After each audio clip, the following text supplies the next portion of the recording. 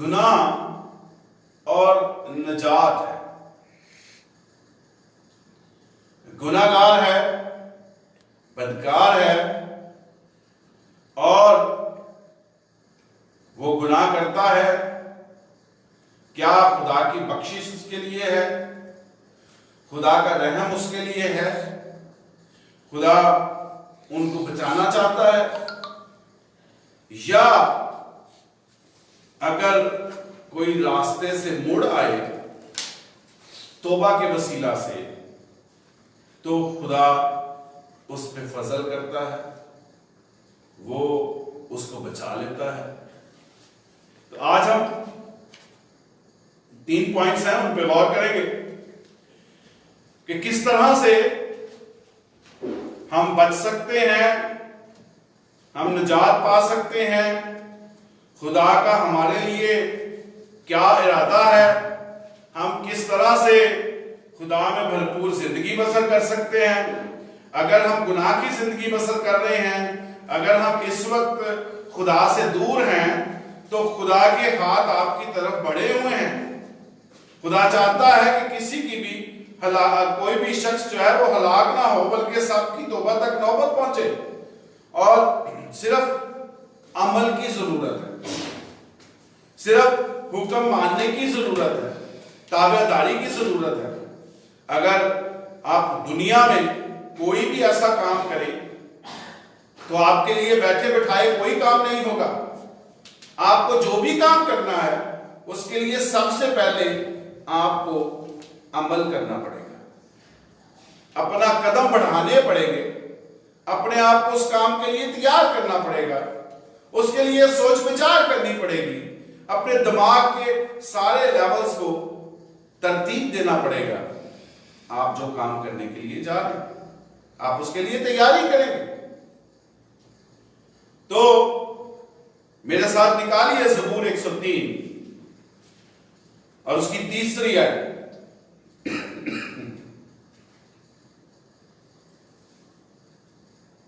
ज़बूर 103 उसकी तीसरी आयत, कलाम मुकद्दस में लिखा है,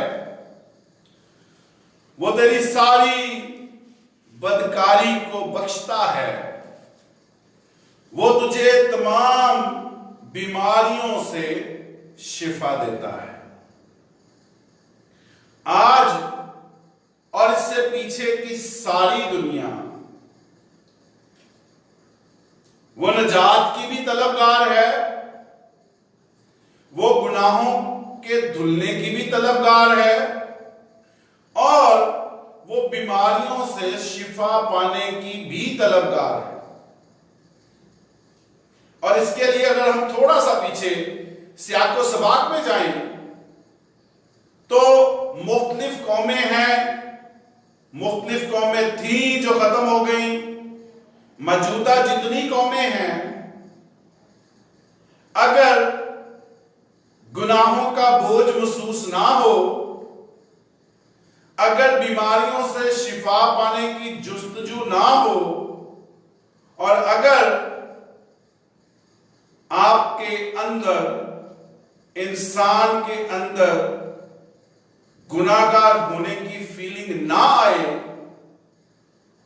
तो फिर अजीजों, ना तो जादूगर इस दुनिया में रहें जो तावीज धागे करते हैं, क्योंकि लोग खुदा को जो उनको नजर नहीं आता, और जो लोग इंस्टेंट काम चाहते हैं, वो देखने के लिए वो जादूगरों के पास जाते हैं। आज अगर जादूगरों को, पीरों फकीरों को अगर सांस आता है, उनके कारोबार चलते हैं, चमकते हैं, तो इसमें उनकी कोई खूबी नहीं है। यह खूबी हम इंसानों की है जिन्होंने उनको चमकाया, हमारे कम एतकादी की है, हमारे उस ईमान में कमी की है, हमारा वो अमल जो हम खुदा पे यकीन कम रखते हैं, हम दूसरों को बढ़ाती देते हैं। तो मुख्तलिफ मज़ाहब हैं, वो अपने गुनाहों से माफी का उनके अपनी तरतीब है। वो किस तरह से गुनाहों की माफी लेते हैं, किस तरह से उनको गुनाह से निजात मिलती है, और वो सारा साल बल्कि अपनी सारी उम्र में यही जुस्तजू करते हैं, हजारों लाखों रुपया लगा देते हैं कि हमारे गुनाह किसी तरह धुल जाएं, हम पाक साफ हो जाएं। लेकिन वो सब कुछ करने के बावजूद भी वो उस तारीकी में से निकल नहीं पाते, क्योंकि वो तारीकी के फर्जंद हैं। और अगर खुदावंद यीशु मसीह सलीब पर ये बड़ा काम हमारे लिए ना करता, तो आज हम भी उसी जुस्तजू और उसी कोशिश में भाग दौड़ कर रहे होते और लाखों रुपया लगाते अपनी निजात को खरीदने के लिए। लेकिन उसने ऐसा बड़ा काम किया है कि हमें उसने अपने मुफ्त फजल में, मुफ्त फजल से हमें उसने खरीद लिया है। हमारी उसने कीमत अदा कर दी है, हम कीमत से खरीदे गए हैं। और फिर उसने हमें अगर कीमत से खरीद लिया है, उसने हमारे निजात के काम को कामल किया है, तो उसने हमें गुलाम नहीं बनाया, उसने हमें गुलाम बना के बांदी नहीं बना लिया अपना, बल्कि उसने हमें अपने बेटे और बेटियां बनाया। खुदा ने हमें अपने बेटे के दर्जे पर रखा। खुदा ने हमें गुलाम नहीं बनाया, बल्कि उसने हमें बेटे बेटियां बनाया, अपने खानदान के रुकन बनाया। तो ये कम दर्जा नहीं है। फिर हम खुदा की इस खूबी को ना पहचान सकें और खुदा से दूर रहें, तो अजीजों, हम अपनी हलाकत खुद लेते हैं, उसको खुद अपने हाथों से अपनी हलाकत ले लेते हैं, उसको हलाकत को खरीद लेते हैं। क्योंकि इसमें ना तो आपको लाखों रुपया लगाना है, ना आपको कोई इसके लिए भागदौड़ करनी है, बल्कि सिर्फ अपना दिल खुदा के आगे खोलना है। सिर्फ अपना दिल खोल के खुदा के आगे इकरार करना है गुनाहों का, तो आपको गुनाहों की माफी मिल गई। और कलाम में लिखा है कि वो आपकी गुनाह इतनी दूर फेंक देता है, वो भूल जाता है। और अजीजों, बड़ा ही सोचने का मौका है, जब खुदावंद यीशु मसीह इस दुनिया में ना थे, बहुत सी बीमारियां, और जिस वक्त खुदावंद यीशु मसीह इस दुनिया में आ गए, तो उस वक्त जो सबसे बड़ी बीमारी थी उसका नाम था कोढ़। और उन कोढ़ के मरीजों को भी अलग जगह पे रखा जाता था और उनके पास कोई जाता नहीं था, और बड़ी ही मुश्किल थी पूरी दुनिया में।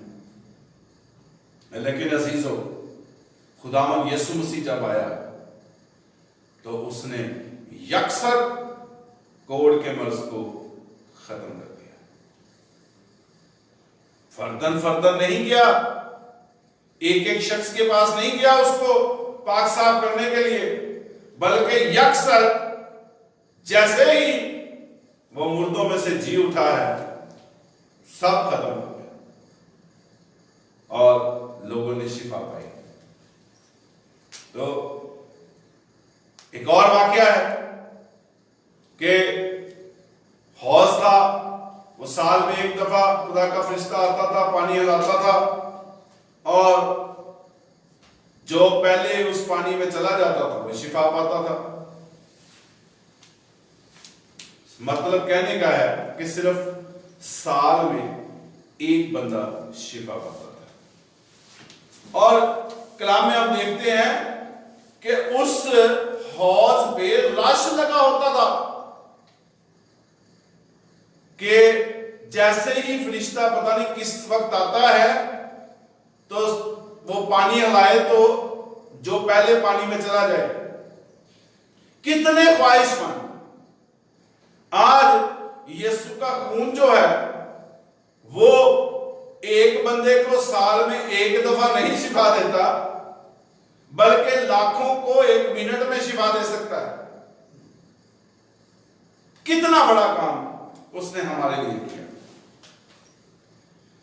तो देखते हैं कि क्या खुदा हमसे चाहता है और हमें किस तरह से चलना है। ज़बूर 103 आपने निकाला होगा, उसकी 3 आयत से आगे देखते हैं कलाम मुकद्दस में क्या लिखा है।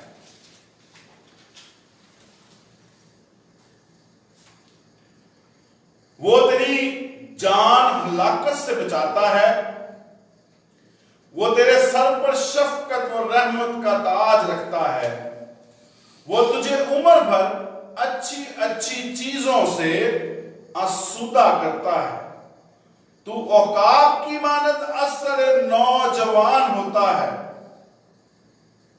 खुदावंद हमें हलाकत से बचाता है अपने बेटे के खून के वसीला से।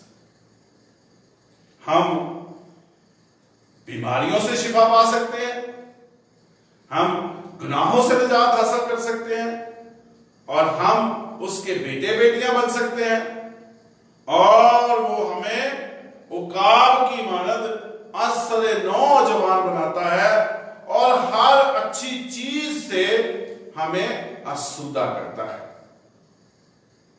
इससे बढ़कर खुदा इंसान से और कितना प्यार करे। इसके बाद खुदावंद यीशु मसीह के बाद इसीलिए किसी नई शरीयत की जरूरत ना थी, किसी और खून की जरूरत ना थी, किसी नबी किसी रसूल की जरूरत ना थी, क्योंकि जब खुदावंद यीशु मसीह ने सलीब पर कह दिया तमाम हुआ तो सब कुछ खत्म हो गया।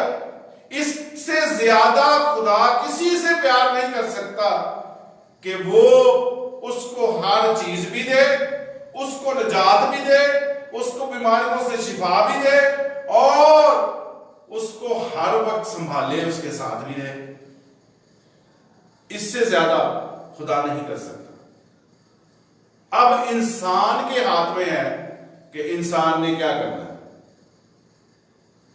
तो देखते हैं पहला पॉइंट कि गुनाहगार की सजा और खुदा के अहकामात। बदकार हैं, गुनाहगार हैं, हर तरह के गुनाह में मुलव्वस हैं, उनकी सजा भी खुदा ने मुकर्रर की और अपने अहकाम भी दिए। खुदा ने कहा अगर तुम मेरे हुक्मों को मानोगे तो मैं ये करूंगा, अगर नहीं मानोगे मैं ये करूंगा। हर चीज उर्दू जुबान में, अब तो काफी जबानों में बाइबल आ चुकी है, हर चीज हमारे सामने लिखी है, और लिखी होने समझने के बाद एंड्रॉयड फोन्स तकरीबन हर शख्स के पास हैं, उस पे बाइबल्स डाउनलोड हैं, वो पढ़ सकते हैं, खुद देख सकते हैं कि अगर हम ये करेंगे तो खुदा हमारे साथ ये करेगा। हम जो खुदा करेगा, हम कहते हैं कौन सा खुदा हमें नजर आ रहा है, ओके डू इट। लेकिन अजीजों, जब हम सजा पाते हैं फिर हम भागते हैं कहां?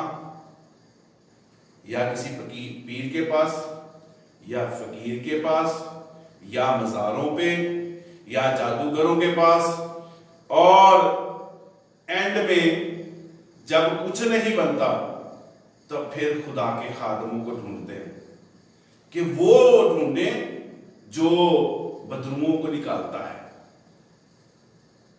आम पादरी से भी गुजारा नहीं होता।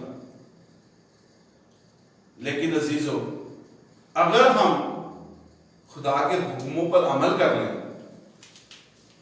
तो ना तो हमें किसी पीर फकीर जादूगर की जरूरत हो, ना किसी बदबू निकालने वाले पादरी की जरूरत हो, बल्कि आप उस इख्तियार को हासिल कर सकते हैं जो खुदावंद यीशु मसीह ने अपने सब लोगों को दिया है। ये सिर्फ पादरियों की जिम्मेदारी नहीं है वो इख्तियार इस्तेमाल करने की, बल्कि हर एक वो जिसको खुदावंद यीशु मसीह ने अपनी कीमत से खरीद लिया, वो इख्तियार इस्तेमाल कर सकता है। कितनी बड़ी बात है। लेकिन हम इंसान फिर भी उससे गाफिल रहते हैं। आए मेरे साथ पहला हवाला आप निकाल लीजिए। खरूज की किताब है, उसका 34वां बाब है, 6, 7वीं आयत आपके लिए पढ़ता हूं। खरूज की किताब 34वां बाब, उसकी 6, 7वीं आयत।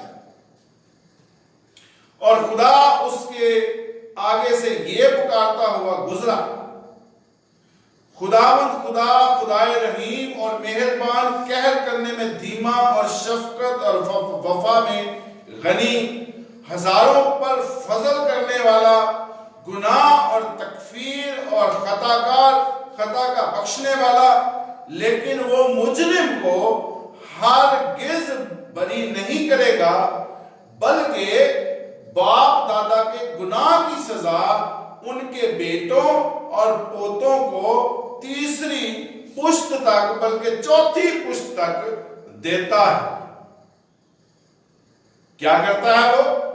फजल करता है, रहीम है, मेहरबान है, कहर करने में धीमा है, शफकत और वफा में गनी है, गुनाह और खता को बख्शने वाला है, तकफीरों को बख्शने वाला है, लेकिन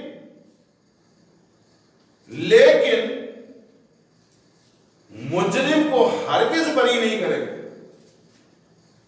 जब उसने प्यार करने में लास्ट स्टेज पे चला गया इंसान के लिए, इसके बाद किसी और चीज की इंसान को जरूरत नहीं है निजात के लिए। उसके बाद अब मुजरिम को हरगिज बरी नहीं करेगा, क्योंकि अगर हम खुदा के इन सारी खूबियों को जानते हों और फिर हम खुदा के मुकाबले पे खड़े हों, तो फिर हम उसके मुजरिम हैं। हुकूमत एक लॉ निकालती है और कहती है कि जी ये दफा 144 लग गई है, आपने इसकी खिलाफ वर्जी नहीं करनी। जब तक आप खिलाफ वर्जी नहीं करते, क्या आप मुजरिम हैं? लेकिन जब आप एक दफा 144 की खिलाफ वर्जी करेंगे तो आप मुजरिम हैं। अगर आप खुदा के अहकामात पे अमल करते रहते हैं, आप मुजरिम नहीं हैं। लेकिन अगर आप उन अहकामात को तोड़ेंगे और उसके बरखिलाफ काम करेंगे, तो आप मुजरिम बन जाते हैं। फिर खुदा का कहर अजीम गजब जो आज दुनिया बर्दाश्त कर रही है, वो नाज़िल होता है। फिर वो इंसान की दौड़े लगाता है कि भागो, देखो कि मैंने तुम्हारे लिए क्या क्या नहीं किया, लेकिन तुमने फिर भी मुझे नाचीज जाना। अब भागो और बचो, लेकिन बचने का रास्ता कोई नहीं है। आज भी लोग मुख्तलिफ चैनल्स पे मुख्तलिफ तरीकों से इन चीजों का इजहार कर चुके हैं कि अगर बचने का कोई रास्ता है तो वो सिर्फ मसीहा है। इसके बावजूद भी जो लोग तारीकी में हैं, वो नूर में आना पसंद नहीं कर रहे। वो उस हलाकत के जरूर फरजंद होंगे। देखिए मेरे साथ खरूज, यहां पे रहिएगा, खरूज 20वां बाब। खरूज 20वां बाब है, उसकी तीसरी आयत से छठी आयत तक। इसमें लिखा है, खरूज 20वां बाब तीसरी आयत से छठी आयत, मेरे हुजूर तो गैर माबूदों को ना मानना। यह खुदा के अहकाम आपको बता रहा हूं। मेरे हुजूर तो गैर माबूदों को ना मानना, तराशी हुई मूरत या किसी चीज की सूरत ना बनाना जो ऊपर आसमान में या नीचे जमीन पर या जमीन के नीचे पानी में, उनके आगे सिजदा ना करना, ना इबादत करना, क्योंकि मैं खुदावंद तेरा खुदा गयूर खुदा हूं, जो मुझसे अदावत रखते हैं। गुनाह करना, बदकारी में मुलव्वस होना, गुनाह में गिर जाना, तारीकी के फरजंद हो जाना, ये अदावत रखना है खुदा के साथ। हम खुदा के साथ अदावत रखते हैं। और वो क्या कहता है कि जो मुझसे अदावत रखते हैं, तीसरी चौथी पुश्त तक सजा, हजारों से जो मुझसे मोहब्बत रखते हैं, मेरे हुक्मों को मानते हैं, रहम करता हूं। जो दावत रखेगा वो सजा पाएगा, हरगिज मुजरिम को छोड़ेगा नहीं। तीसरी चौथी पुश्त तक बदला पाएगा। लेकिन हजारों जो उससे मोहब्बत रखते हैं, मेरे हुक्मों को मानते हैं, रहम करता हूं। उसका रहम हमारे लिए काफी है। इस रहम के बाद ना हमें किसी चीज की जरूरत है, ना किसी नबी, किसी रसूल, किसी किताब, किसी चीज की जरूरत नहीं है, क्योंकि उसने हमारे निजात के काम को कामल कर दिया है। आज हम किसी और चीज के तलबगार नहीं हैं, क्योंकि कलाम में लिखा है कि खुदावंद मेरा जुबान है, मुझे कमी ना होगी। आज हमें कमी नहीं है, हम किसी चीज को नहीं चाहते। खुदा का रहम हमारे लिए, खुदा की ग्रेस हमारे लिए काफी है। आज हम उसी ग्रेस में खुश हैं। लेकिन इतने फजल के बाद भी अगर कोई हलाकत का फरजंद रहे तो उस पर अफसोस, कलाम कहता है। और जो लोग उसमें से निकल आते हैं, तारीकी में से, वो कलाम कहता है कि वो मुबारक है। फिर एक आयत मेरे साथ देखिए, खरूज 23वां बाब उसकी 22वीं आयत है, मैं तेरे दुश्मनों का दुश्मन और मुखालफों का मुखालिफ, जो मेरी बातों को मानते हैं। जो उसकी बातें मानते हैं वो उनके दुश्मनों का दुश्मन है, मुखालफों का मुखालिफ है। फिर आगे इसी बाब में 25वीं आयत में देखें, खरूज 23वां बाब 25वीं आयत में लिखा है कि तुम खुदावन अपने खुदा की इबादत करना। कोई बड़ा काम नहीं कहा उसने, कोई बहुत सिजदे को 7 दफा नहाने के बाद यहोवा का नाम, कोई 5 दफा आपको वजू करना पड़े, 5 दफा चल के आपको मस्जिद जाना पड़े, कोई पूरे एक कानून के तहत आपको बांधा हो, ऐसा कोई सिलसिला नहीं है।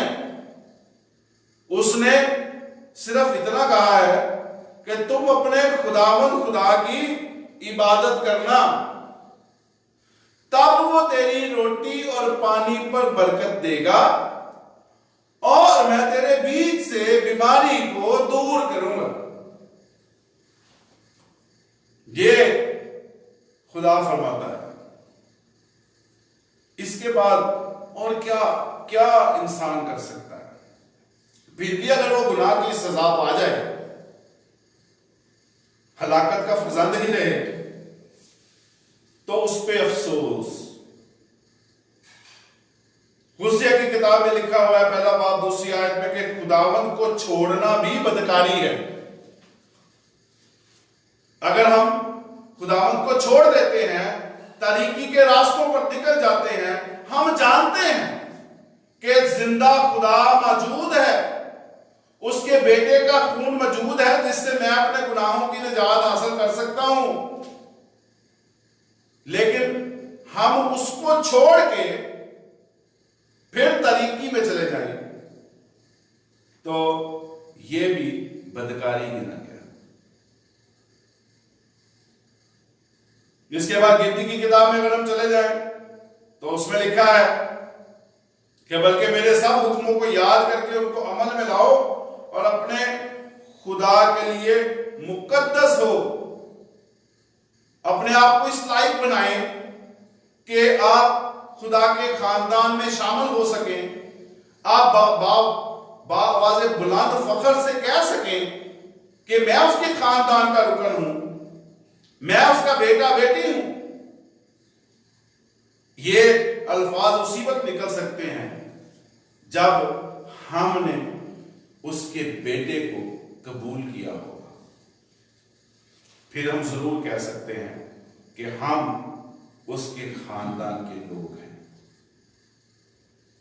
हमने उसको उसके लिए अपने आप को मुकद्दस बनाया ही नहीं, तो कैसे कैसे कह सकते हैं कि हम उसके खानदान के लोग हैं? क्योंकि कलाम में लिखा है कि जब शागिर्दों ने खुदावंद यीशु मसीह से पूछा कि हम उनकी कैसे पहचान करेंगे, हम उनको कैसे पहचानेंगे, तो खुदावंद ने कहा कि तुम उनके फलों से उनको पहचान लो। आप खुदा के खानदान के लोग हैं नहीं, प्रिटेंड कर रहे हैं कि आप खानदान खुदा के खानदान के लोग हैं, लेकिन देखने वाला जब आपके फलों को देखेगा तो वो समझ जाएगा कि ये शख्स झूठ बोलता है, क्योंकि वो आपके फलों से पहचान लेगा कि अगर आप खुदा के लोग हैं, रूह कुद्स आपको इनाम में मिला है, रूह कुद्स आपके साथ है, खुदा का कलाम आपके अंदर बसता है और खुदा अपने वादा के माफिक आपके साथ साथ है, तो फिर आप गाली नहीं दे सकते, आप बेहुदा बात नहीं मुंह से निकाल सकते। अगर एक चश्मे से मीठा और खारा पानी निकल रहा है तो इसका मतलब है कि उसमें मिलावट है, वो खालिस मसीही नहीं है, रूह कुद्स उसके साथ नहीं है, खुदा की बरकतें उसके साथ नहीं है, वो खुदा को छोड़ चुका है और जो होशिया की किताब के मुताबिक उसके लिए बदकारी गिना गया। इसलिए जब कोई ये कहे कि हम खुदा के लोग हैं और उनका तकिया कलाम गाली हो, तो क्या रूह कुद्स आपकी रूह के साथ पैवस्त है? आप गाली दे सकते हैं? ऐसा मुमकिन नहीं है, हो नहीं सकता, क्योंकि खुदा नूर है, उसमें जरा भी तारीकी नहीं, हो नहीं सकता। तारीकी उसी वक्त हम तारीकी के काम करते हैं जब हम तारीकी के फरजंद होते हैं। इसलिए जरूरी है कि अगर कोई कह रहा है उसको कहने दे, मत रोकें। वो अपनी मर्जी से कह रहा है, वो खुदा के लोग हैं, खुदा के खानदान के लोग हैं, लेकिन खुदा का जिंदा कलाम तो मौजूद है जो कि बाआवाज़े बुलंद एक पैमाना पेश करता है, लेकिन अदालत तो अजीजों उसकी है।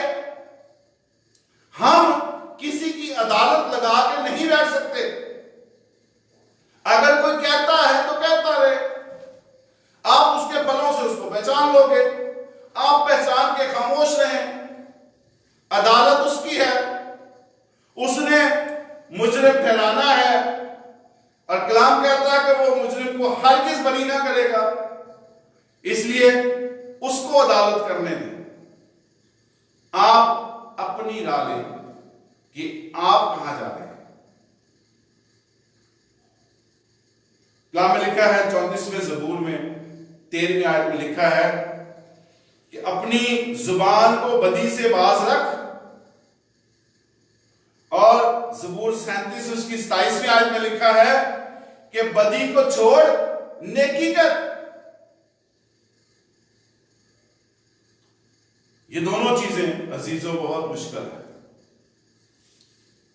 लेकिन अगर हम चाहते हैं कि खुदा हमारे साथ रहे, हमारे खानदानों में रहे, हमारी नस्लों में रहे, और हम उसके कुदरत वाले हाथ के नीचे रहे, तो फिर ये तो करना पड़ेगा। लेकिन ये इंसान के पास में नहीं है। ये रूल कुछ रहनुमाई करता है।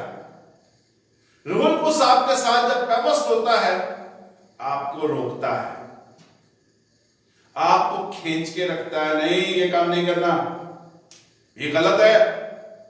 अगर गलती से मुंह से गाली निकल भी गई, कोई बेहुदा बात निकल भी गई, फौरन रिपेंटेंस आती है, तूने गलती की है, तूने गाली दी है, माफी मांग।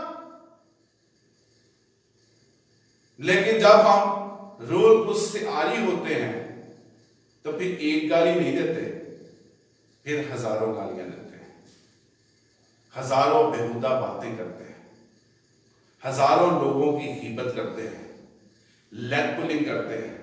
इवन कि अब तो लोग खुदा के खिलाफ तकफीरें करते हैं।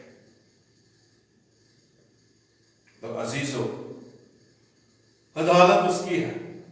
मलाकी की किताब मेरे साथ निकालिए, जरूर इस हवाले को पढ़ेंगे। मलाकी की किताब है, उसका 3रा बाब है, उसकी 5वीं आयत से हम देखेंगे कलाम क्या कहता है।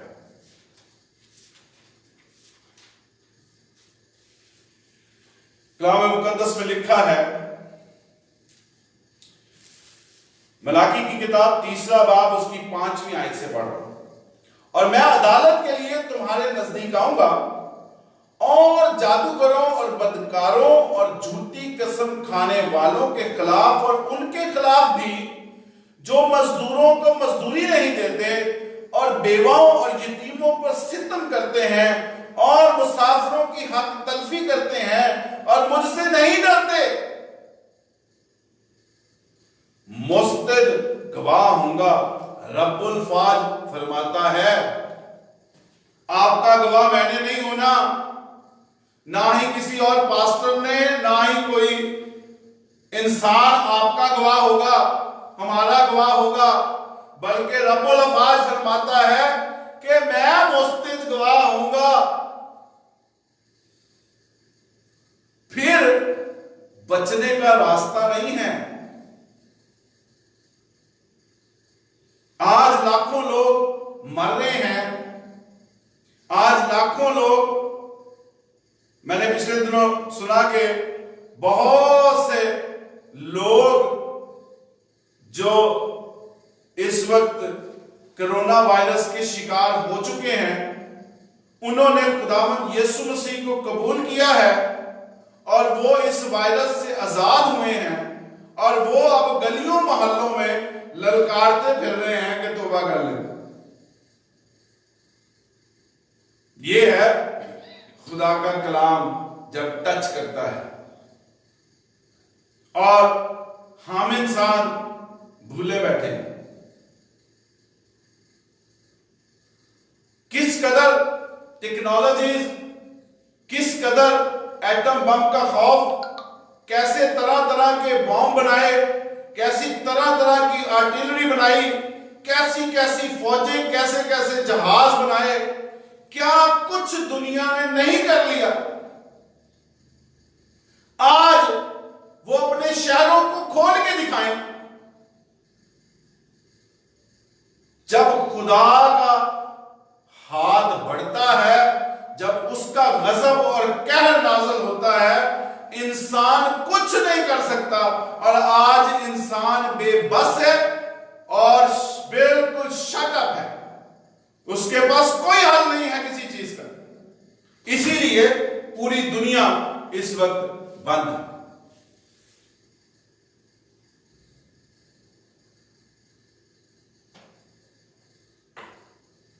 और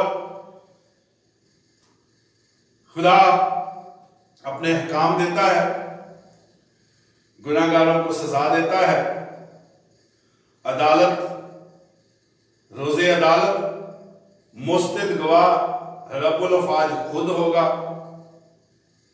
और मुजरिम को वो हरगिज़ बरी ना करेगा और बदकारों को, मत्ती की इंजील 13वां बाब में लिखा हुआ है, मत्ती की इंजील 13वां बाब और 41वीं आयत में लिखा है कि बदकारों को बादशाही में से इकट्ठा करेगा और आग में डाल देगा।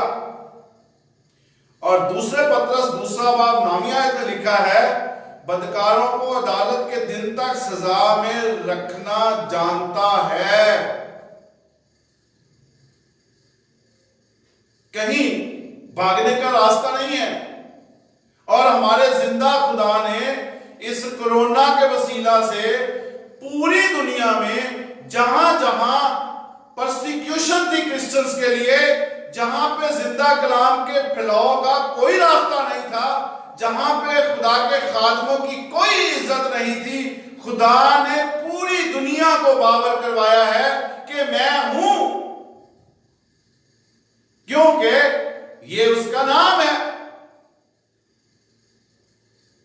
आज उसने पूरी दुनिया को बावर करवा दिया है और सारे रास्ते उसने खोल दिए। रास्ते तो खुले हैं, सड़कें वीरान हैं, शहर वीरान है, मुल्क वीरान है, कुछ नहीं, खुदा के आगे कोई किसी का बस नहीं चलता।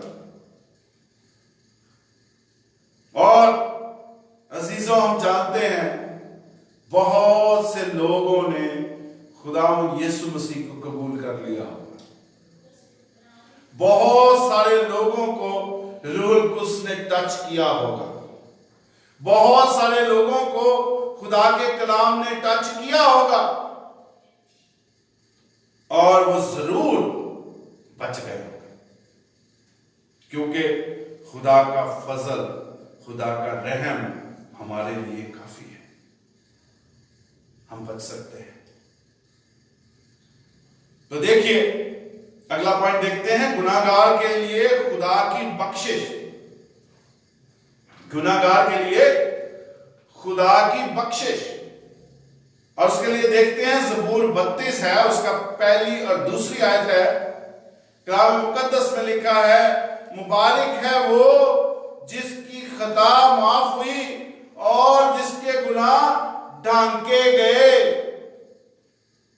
वो मुबारक है जिसने अपने गुनाहों से तौबा कर ली, उसके बेटे को अपना नजात जिंदा कबूल कर लिया और उसकी मानत वो मुआ दफन हुआ और एक नई जिंदगी लेके बाहर निकलता है और उसके बाद वो खुदा के खानदान में शामिल हो जाता है। इससे बड़ी बात कोई नहीं। और खुदा ये कहता है कि वो मुबारक है जिसकी खता माफ हुई और जिसके गुनाह ढांके गए।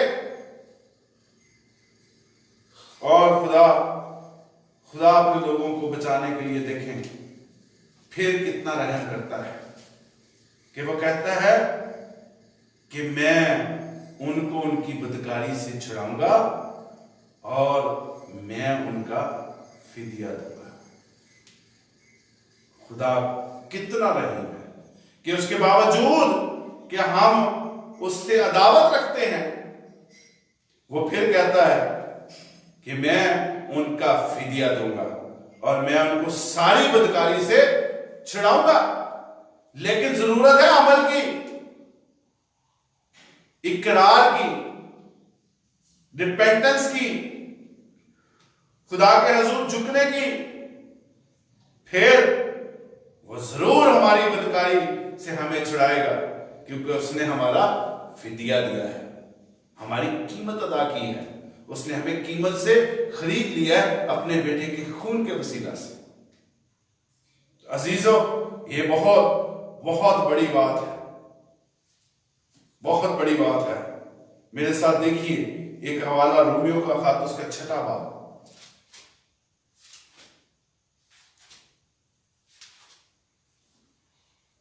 ये रोमियो का खत है, उसका 6वां बाब मेरे साथ देखिएगा। 19वीं आयत से 23वीं आयत तक है। मैं तुम्हारी इंसानी कमजोरी के सबब से इंसानी तौर पर कहता हूं, जिस तरह तुमने अपने अज़ाब बदकारी करने के लिए नापाकी और बदकारी की गुलामी के हवाले किए थे, उसी तरह अब अपने अज़ाब पाक होने के लिए रास्तबाजी की गुलामी के हवाले कर दो। क्योंकि जब तुम गुनाह के गुलाम थे तो रास्तबाजी के एतबार से आजाद थे। बस जिन बातों से तुम अब शर्मिंदा हो, उनसे तुम उस वक्त क्या फल पाते थे, क्योंकि उनका अंजाम तो मौत है। जो गुनाह और बदकारी में इस वक्त जिंदगी बसर कर रहे हैं, उनका अंजाम मौत है और अबदी मौत है। लेकिन जब हम उसके बेटे पर ईमान ले आते हैं तो वो हमें उस मौत से निकाल के जिंदगी में ले आता है, हमें आजाद करता है। ये उसकी बख्शिश है हमारे लिए, हम गुनाहगार इंसानों के लिए, कि वो हमें बचाता है। उसने एक रास्ता हमें दे दिया है कि हम उस रास्ते पे चल के अपने लिए नजात हासिल कर सकते हैं। हम उस बड़ी अदालत से और उस बड़े आग से बच सकते हैं, हम अबदी मौत से बच सकते हैं। हम ना सिर्फ मौत के बाद का सब कुछ है, हम इस दुनिया में खुदा से बरकतें और नेमतें जो कि आर्जी नहीं होती, खुदा जो ब्लेस करता है वो हमेशा के लिए होती है, टेम्पररी नहीं होती। इसलिए खुदा से बरकत हासिल करने की कोशिश करें, इंसान से नहीं। इसी तरह रोमियो के इसी जगह पर रहिए, 3रा बाब देखिए मेरे साथ, उसकी 22वीं आयत।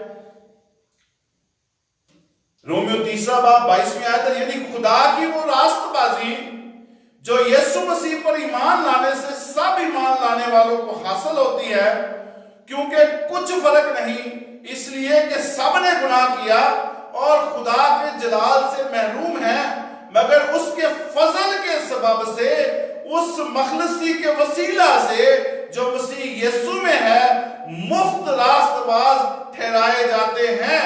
उसे खुदा ने उसके खून के बायस एक ऐसा कफारा ठहराया जो ईमान लाने से फायदा हो, ताकि जो गुनाह पेशतर हो चुके थे और जिनसे खुदा ने तहम्मुल करके तरह दी थी, उनके बारे में वो अपनी रास्तबाजी जाहिर करे।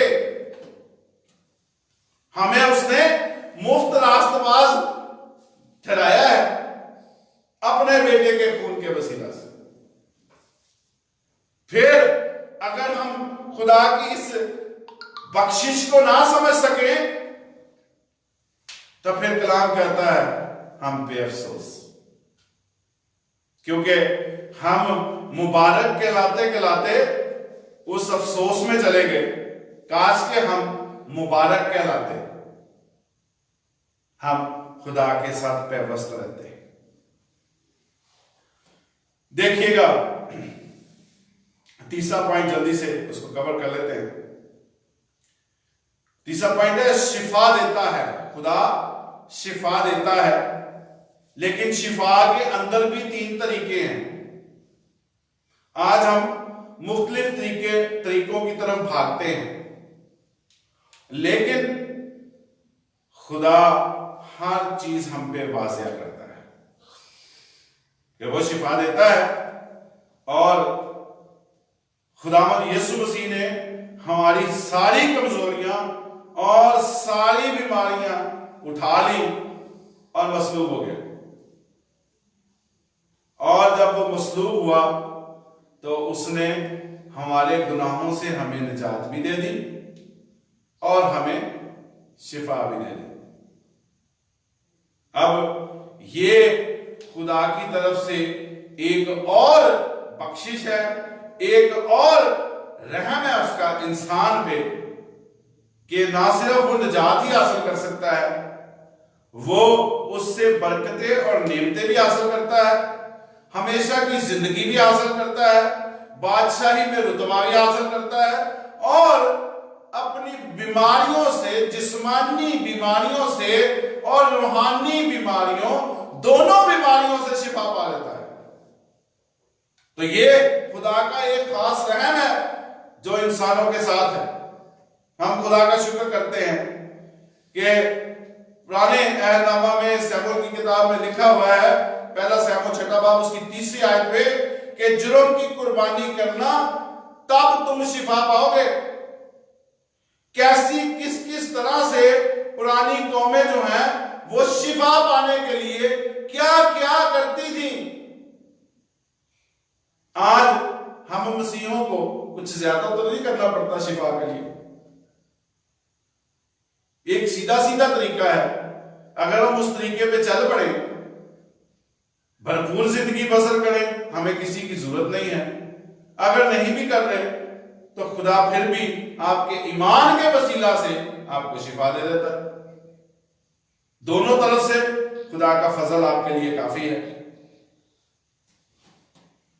और जो शिफा है उसको थोड़े थोड़े अल्फाज में पेश करता हूं कि एक शिफा आपको ईमान से मिल जाती है, दूसरी शिफा आपको अमल करना पड़ता है, और तीसरी शिफा इख्तियार से दी जाती है।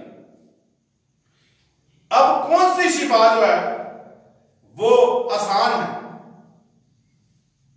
ईमान के वसीला से कि अमल के वसीला से या इख्तियार के वसीला से? जो बदकार है उसके लिए सबसे आसान शिफा जो है वो इख्तियार वाली है, क्योंकि वो खुद तो खुदावन यीशु को कबूल नहीं करना चाहता, खुद तो वो तारीकी से नहीं निकलना चाहता, लेकिन वो ये चाहता है कि पास्टर दुआ करे, अपने इख्तियार से हमें शिफा दे दे, यीशु को नहीं बनना। ठीक है, ये तो वो शिफा जो आजकल हजारों लोग मीटिंग्स में पहुंचे होते हैं और उनमें से बामुश्किल कोई 50 लोग होंगे जो ईमान से शिफा पा गए होंगे, वरना उसमें ज्यादातर वही लोग होते हैं जो ये चाहते हैं कि फलां पादरी दुआ कर दे, हम शिफा पा जाए, बस यीशु को नहीं बनना। तो अजीजों, यीशु फिर भी इतना प्यार करता है कि फिर भी वो शिफा दे देता है, वो फिर ढील देता है कि चल शिफा ले ले, चल थोड़ा जा और पा। वो फिर आपको एक रूम दे देता है, जगह दे देता है कि चलो और थोड़ा आगे चलो, लेकिन वो ये नहीं चाहता कि आपकी हलाकत तक नौबत पहुंचे, बल्कि वो चाहता है कि सब तौबा करें। तो फिर भी हम ये इस तरह देखिए, इसका मत्ती के इंजील में सूबेदार की एक मिसाल है जिसने ईमान से, उसका इतना ईमान था कि उसने कहा कि अगर यीशु तो जुबान से कह दे, बस कह ही दे, हो जाएगा, मुझे पता है शिफा मिल जाएगी। उसका इतना ईमान था। और फिर सरदार की बेटी जो मर गई, अब सरदार क्या कह रहा है, उसको तो पता बेटी मर गई है, लेकिन उसको फिर भी ईमान था कि यीशु अगर जाके उस पर हाथ रख दे तो वो जिंदा हो जाएगी। हमारा ईमान ऐसा है। फिर 2 अंधे थे, वो खुदावंद यीशु मसीह के पास आए, उन्होंने कहा इब्ने दाऊद हम पे रहम कर। यीशु ने कहा कि तुम्हें मेरे पे इत्तेकाद है कि मैं ये कर सकता हूं? उन्होंने कहा हाँ हमारा इत्तेकाद है। तो उन दोनों को आंखें मिल गई। ये तो था ईमान का तस्करा कि उनमें इतना भरपूर ईमान था कि उन्होंने अपनी शिफा ईमान से नसीब कर ली। फिर चलते हैं अमल पे कि नमान कुड़ी की मिसाल आप सब जानते हैं, क्योंकि उसको अमल के लिए क्यों कहा गया? इसलिए कहा गया क्योंकि खुदा जानता था कि वो कष्ट नहीं काट सकता, बड़ा आदमी है, वो झुकना पसंद नहीं करेगा, वो घुटनों में बैठना पसंद नहीं करेगा, वो अपने आप को दूसरे लोग जो उसके साथ अवारी हैं उनके आगे वो अगर झुक रहा है तो वो उसके लिए इंसल्टिंग है, वो ऐसा नहीं करेगा। लेकिन खुदा ने उसकी हालत देखते हुए उसके लिए जो हुक्म सादर किया वो ये किया कि ये 7 दफा गोता ले, अमल करे। वो बीच में कहता था कि पता नहीं शिफा मिलनी नहीं मिलनी, लेकिन नहीं, लेगा गोता तो वो शिफा मिलेगी। आखिर उसको अपनी बीमारी से रिहाई पाने के लिए अमल करना पड़ा, तो जाके 7वें गोते में उसको शिफा मिली। अगर वो पहले ही सरेंडर कर देता तो हो सकता पहले गोते पे मिल जाती, लेकिन उसने सरेंडर नहीं किया। जब तक खुदा ने उसके गुरूर को नहीं तोड़ा तब तक उसको शिफा नहीं मिली, अमल करना पड़ा उसको। आज हम भी बहुत से लोग हैं जो शिफा तो पाना चाहते हैं, अमल करना पसंद नहीं करते। हम कहते हैं अगर मैं ज्यादा दुआएं करने लग पड़ूंगा मेरे रिश्तेदार तो मैंने मजाक करेंगे, हाँ इन्नियां दुआवां करदा, ये पादरी हो गया। क्योंकि हम दुआ के लिए इंसल्ट फील करते हैं, हम खुदा के लिए काम करते हुए इंसल्ट फील करते हैं, तब फिर खुदा भी हमें छोड़ता है कि चल बेटा अमल करना पड़ेगा तो ही शिफा मिलेगी, वरना इस बीमारी से लड़। और अगर हम फिर भी नहीं लड़ते, फिर भी सरेंडर नहीं करते, फिर भी नहीं झुकते, तो फिर हमें मौत का मुंह देखना पड़ता है। लेकिन बहुत से मरीज, बहुत से बीमार जब सरेंडर कर जाते हैं और उसके खिदमत गुजार लोग, उसके खानदान वाले खुदा के हजूर सरेंडर कर जाते हैं और खुदा के बेटे को अपना निजात जिंदा कबूल कर लेते हैं और खालस नीयत के साथ खुदा की हमदो सताइश करते हैं, कलाम उनके खानदान में बस जाता है, तो अजीजो उनको मौत का मुंह नहीं देखना पड़ता, वो शिफा पाते हैं। लेकिन खुदा ये चाहता है कि वो अमल करें और फिर शिफा पाएं।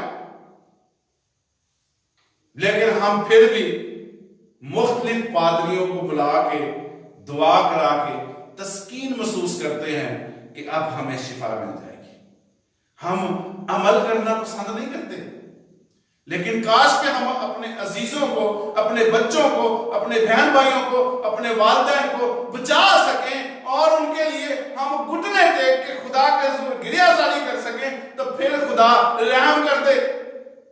क्योंकि वो चाहता है, वो हमारे अंदर बाहर को जानता है, वो मेरे उठने बैठने को जानता है, वो मेरी जुबान को जानता है, मेरी नीयत को जानता है। वो जानता है कि ये शख्स अगर मैं इसको इसके मांगने पे फौरन रिहाई दे दी इस बीमारी से, ये फिर भी तौबा करके हलाकत से नहीं बचेगा।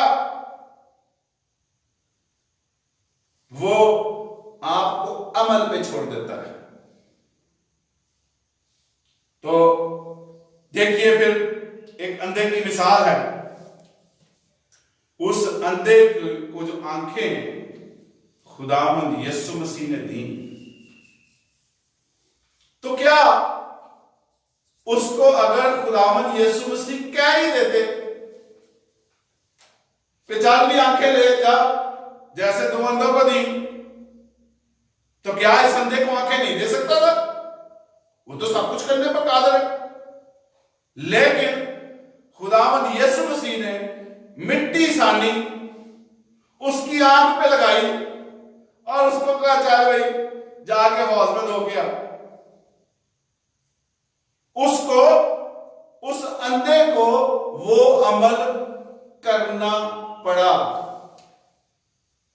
जबकि ऊपर जो दो अंधों की मिसाल अभी दी जिन्होंने ईमान से शिफा पाई है, उनको ईमान से उसी वक्त निजात मिल गई। उनको मिट्टी सान के लगाने की जरूरत नहीं पड़ी, ना ही उनको हौज पे जाके आंखें धोनी पड़ी तो उनको बिनाई मिली, बल्कि ईमान से ही ले गए। यहां पे इस अंधे को बिनाई लेने के लिए अमल करना पड़ा। आज असीसों बहुत से हमारे प्यारे बीमार होते हैं, हम खुद भी तकलीफ में जब होते हैं तो हम मुकम्मल तौर पर सरेंडर करना पसंद नहीं करते। हम लोगों के आगे दुआ करना शर्म महसूस करते हैं, हमारे मुंह से दुआ नहीं निकलती, हम खुदा से बातें करना पसंद नहीं करते, और फिर इबादत पे जाना हम सोचते हैं लोग कहेंगे लै होर दुनिया च कोई कम नहीं, इबादत च बड़े आंदा। हम इन बातों से खुदा से अपने आप को दूर रखते हैं, इंसानों की ऐसी बातों से। फिर जब मुश्किल में होते हैं तो जिनसे हम शर्म महसूस करते हैं उनको जाके आप क्यों नहीं कहते कि चल भी आ, मैं तेरे तो शर्माया था, मेरे बच्चे ने शिफा दे। क्योंकि फिर हम खुदा के हजूर पहुंचते हैं कि चल भी शिफा दे। अब कलाम में लिखा है कि जो मुझसे शर्माएगा मैं आपसे वाकफ ही नहीं, वो भी शर्माएगा। इसलिए जो शख्स खुदा के हजूर दुआ करना पसंद ना करे और फिर वो खुदा के रहम का तलबगार हो, तो क्या वो रहम हासिल कर सकता है? क्या खुदा का रहम उस पे होगा जो उससे वो बातें करना पसंद नहीं करता? फिर खुदा भी उनको अमल पे छोड़ देता है। क्या वो मुशक्कत करो, अमल करो, अपनी एड़ियां रगड़ो, जब तुम्हारी नीयत खालस होगी, जब तुम्हारी ये शर्म उतर जाएगी, तब मैं शिफा दे दूंगा, वरना मौत हमारे सामने है। और तीसरी शिफा पे चलते हैं, इख्तियार से शिफा। बाद शिफाएं लोग अपने ईमान से पा लेते हैं, जैसे हमने मिसाल देखी कि जो खादम है खुदा का, वो तो अपने ईमान से दुआ कर रहा है कि वो खुदा का खून खरीदा है, वो ईमान से दुआ कर रहा है कि यीशु शाफी है, वो शिफा सादर करेगा, उसका ईमान है। लेकिन जिस बीमार पे दुआ की जा रही है वो अपने ईमान से अपनी शिफा रिसीव करता है कि यस यीशु शाफी है, मुझे शिफा भी देगा, अब वो ले लेता है। यहां पे इख्तियार से शिफा कि खुदावंद यीशु मसीह ने, वो जो कब्रों से निकल के मर सामने आ जाते थे, लोगों को बहुत तंग करते थे, जब खुदावंद यीशु मसीह वहां से गुजरे तो वो बाहर निकले, उन्होंने कहा कि भी तू क्यों हमें वक्त से पहले सताता है? तो उन्होंने कहा कि हम निकल जाते हैं, तो क्या वो सूरों के गौर में चले जाए? क्योंकि वो खुदावंद यीशु मसीह के आगे एग्जिस्ट नहीं कर सकते। आज भी जब हम यीशु मसीह के नाम से इब्लीस का मुकाबला करते हैं, इब्लीस रुक नहीं सकता। और उस वक्त तो यीशु मसीह खुद खड़ा है, वो बदरू फरिश्ता लोग, वो बदरुएं उनमें रुक नहीं सकी, ना ही खुदा ने इख्तियार से उनको निकाला, बल्कि उन्होंने खुद कहा कि अगर तू कहे तो हम सूरों के गौर में चले जाएं। और उसने कहा जाओ, तो वो उनमें से निकल गई। दूसरी मिसाल, मफलूज को शिफा, वो ही हौज पे जो साल में एक दफा पानी हिलाता था फरिश्ता, और वो जो पहले उतर जाता था वो शिफा पाता था। वो 38 साल से वहां पे बैठा है, वो उससे पहले तो चला जाता था, उसको शिफा नहीं मिलती थी। खुदावंद यीशु मसीह ने अपना इख्तियार इस्तेमाल करते हुए उसको कहा, चाल अपनी चरपाई उठा, चल फिर चल, शाबाश। हमें आज भी खुदावंद यीशु मसीह के जितने खादम इस वक्त दुनिया में मौजूद हैं, जिनके पास वो नेमत मौजूद है, वो अपना इख्तियार इस्तेमाल करके भी लोगों को बीमारियों से रिहाई दिलवा सकते हैं, लेकिन वो आम नहीं है। वो शख्स जो बिस्तरे मर्ग पर है, कम से कम वो उसको पता तो चल रहा है कि कोई पास्टर आ रहा है, और ऑब्वियसली उस शख्स ने रिपेंटेंस कर ली होगी। तो खुदा के खादम इख्तियार से जब दुआ करते हैं तो शिफा मिलती है, लेकिन ज्यादातर शिफाएं आज अजीजों हमें ईमान और अमल से शिफा मिलती है। इसलिए एक तो पहले शिफा के लिए, शिफा हासिल करने के लिए अपने आप को टटोलिए कि कौन किस तरीके से आप शिफा हासिल करना चाहते हैं। और दूसरी बात कि ये देखिए कि क्या खुदा के अहकामात ना मान के हम अदावत तो नहीं रखी हुई खुदा से? क्या हम अगर खुदा के खानदान के लोग नहीं हैं, हमारी खुदा के साथ कोई रिश्तेदारी नहीं है, खुदा के बेटे के साथ हमारी कोई रिश्तेदारी नहीं, कोई वाकफियत नहीं है, हम उससे दूर हैं, हम तरीकी के फर्जंद हैं, हम नामी मसीही हैं, हम प्रिटेंड करते हैं कि हम उसके खानदान के लोग हैं, क्या हम अपने आप को धोखा तो नहीं दे रहे? तो अजीजों, वक्त है, खुदा ने हमें एक्सेसिव वक्त दे रखा है कि हम 24 घंटे अपने घरों पर मौजूद हैं। वक्त है, आप अपने आप को टटोलिए, ज्यादा से ज्यादा वक्त आप खुदा के साथ बसर कीजिए, और खुदा फिर आपको ईमान से भरपूर कर देगा, और खुदा आपके सारे गलतियों गुनाहों को माफ करेगा, आपको रिफ्रेश करेगा, आपको रिस्टोर करेगा, आपको नया जामा देगा। आप खुदा के खानदान के लोग बावाज़े बुलंद कह सकेंगे, हम उसके खानदान के लोग हैं, हम उसके खून खरीदे लोग हैं, हम इस दुनिया के इन तमाम बुराइयों बदकारियों के हिस्सेदार नहीं हैं। तो फिर अजीजों, हम सब बरकत पाएंगे। आखिरी हवाला देखेंगे, उसके बाद आज के कलाम को क्लोज करेंगे। मत्ती की इंजील है, उसका 11वां बाब।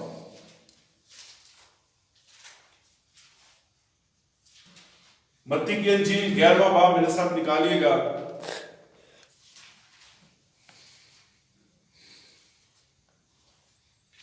उसकी 25वीं आयत से हम पढ़ेंगे। 11वां बाब, उसकी 25वीं आयत। उस वक्त यीशु ने कहा, आए बाप, आसमान और जमीन के खुदावंद में मैं तेरी हम करता हूं कि तूने ये बातें दनाओं और अक्लमंदों से छुपाई और बच्चों पर जाहिर की। हाँ आए बाप, क्योंकि ऐसा ही तुझे पसंद आया। मेरे बाप की तरफ से सब कुछ मुझे सौंपा गया, और कोई बेटे को नहीं जानता सिवा बाप के, और कोई बाप को नहीं जानता सिवा बेटे के, और उसके जिस पर बेटा उसे जाहिर करना चाहे। आए मेहनत उठाने वालों और बोझ से दबे हुए लोगों, सब मेरे पास आओ, मैं तुमको आराम दूंगा। मेरा जुआ अपने ऊपर उठा लो और मुझसे सीखो, क्योंकि मैं हलीम हूं और दिल का फरोतन, तो तुम्हारी जानें आराम पाएंगी।